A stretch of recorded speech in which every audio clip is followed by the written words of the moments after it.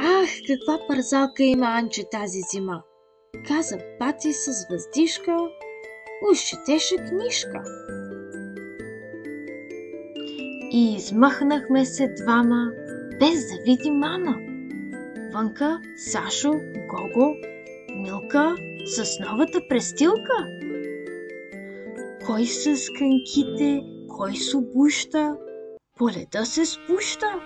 В нашата шейна пък има място за петима.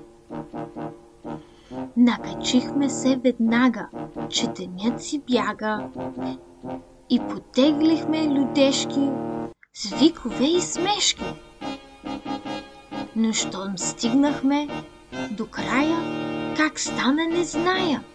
Прекатурна се шейната и ми на земята.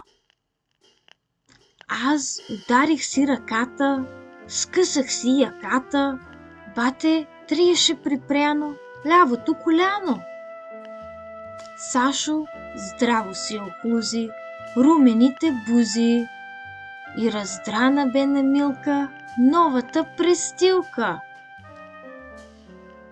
Но пострада клети Гого, виде се най-много.